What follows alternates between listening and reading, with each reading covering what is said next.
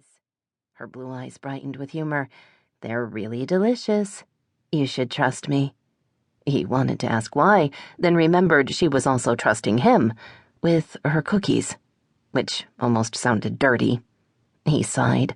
The whole virtuous thing was harder than he thought. How do you turn ice sculptures into cookies? He asked. I use the outline of the basic shape. I can add a few details, but not too many. If the details are too refined, they'll bake out.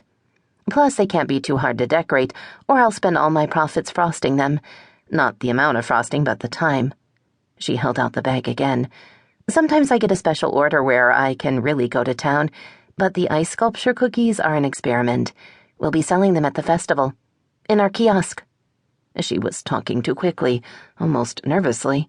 The bag shook a little, and he instinctively grabbed it from her, then wondered if he shouldn't have. Shelby, why are you here?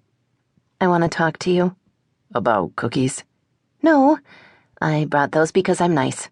That made him laugh. Good to know. What do you want to talk about? He hesitated.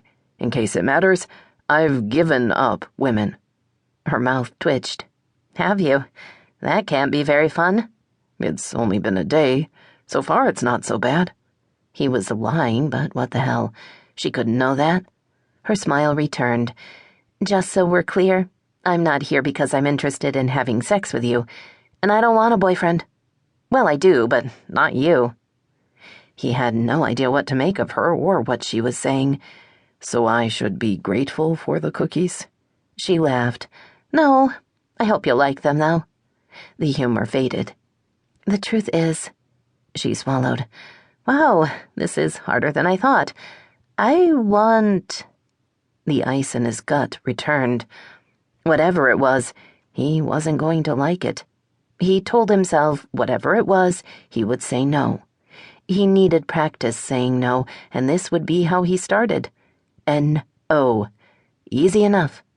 According to his mother, it had been one of his first words. I want us to be friends. Shelby unlocked her front door. She was cold and nervous. The first would be remedied by the furnace in her small apartment. The second was more of a problem. Aidan hadn't laughed at her. That was something. Nor had he walked away.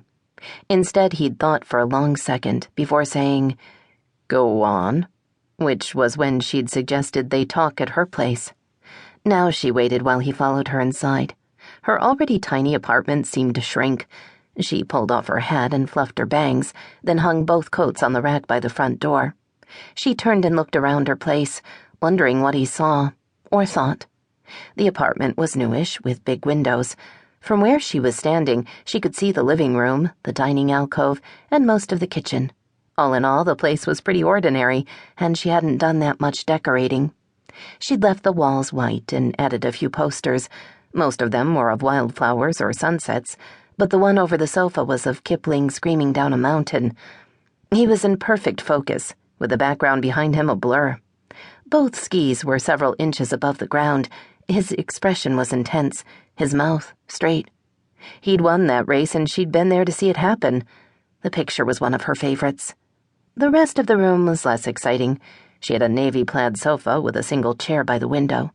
She'd found the simple maple dining table and chairs at a thrift store. Back the other way was the short hallway that led to her bedroom. There was also a decent-sized bathroom. Nothing fancy, but the place worked. The rent was reasonable, the neighbors quiet. She worked a lot of hours and didn't need any more. One day, she thought wistfully, one day she would have a house and husband and kids and maybe a dog. Until then, this was fine. She pointed to the dining table. I have cupcakes, she said. I'll make coffee to go with them. Unless you want milk. You gave me cookies. I have them in my truck. They're for later. The cupcakes are for our conversation. He looked from the platter in the center of the table back to her. How can you eat like you do and still look like that? She felt some of her tension ease. I taste rather than have a whole serving. Plus, I work in a bakery. After a while, the good things start to be less tempting. I wish that were true for me. He took the seat she offered. Shelby went into the kitchen and started her coffee maker. She'd prepped it before she'd left, hoping things would work out.